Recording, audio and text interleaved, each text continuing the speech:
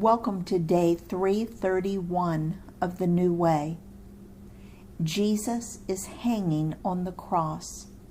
The position of his arms with the weight of his body makes it impossible to breathe comfortably.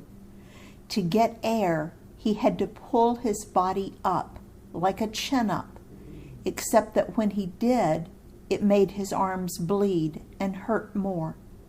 The more blood he lost, the lower his oxygen level went, and the more frequently he needed to push up.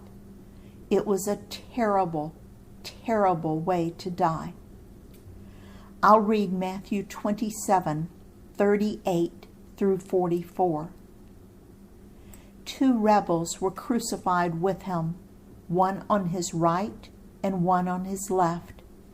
Those who passed by hurled insults at him, shaking their heads and saying, "You who are going to destroy the temple and build it in 3 days, save yourself. Come down from the cross, if you are the Son of God." In the same way, the chief priest, the teachers of the law, and the elders mocked him. "He saved others," they said, "but he can't save himself.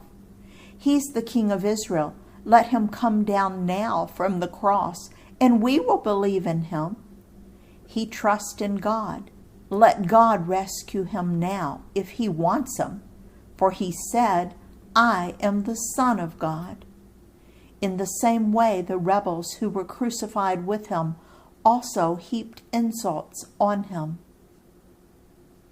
And I'll read Mark 15:29 through 32. Those who passed by hurled insults at him, shaking their heads and saying, "So, you who are going to destroy the temple and build it in 3 days, come down from the cross and save yourself." In the same way, the chief priest and the teachers of the law mocked him among themselves. "He saved others," they said, "but he can't save himself. Let this Messiah, the King of Israel, come down now from the cross that we may see and believe." Those crucified with him also heaped insults on him. And I'll read Luke 23:35 through 37. The people stood watching, and the rulers even sneered at him. They said, "He saved others.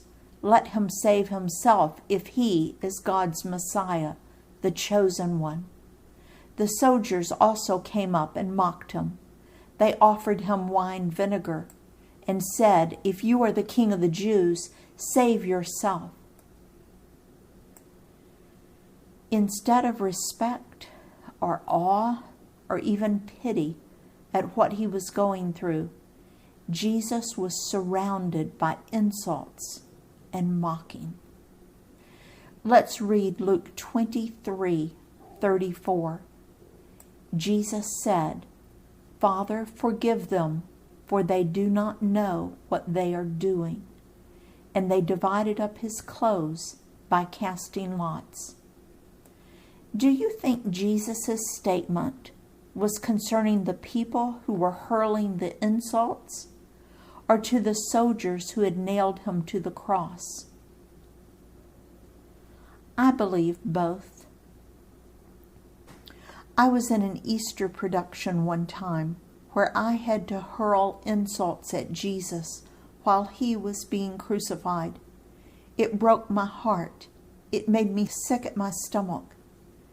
Even though it was just a play, I spent quite a bit of time in prayer, and what I learned is that even though we think of those people as terribly bad, we still hurl insults at Jesus today.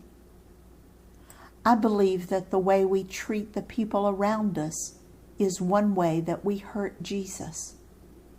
If you remember our study in Matthew 25, day 255 through day 257, Jesus told the people that what they did to the least of these, the poor, the lonely, the imprisoned, the sick, the unlovely, the sinners.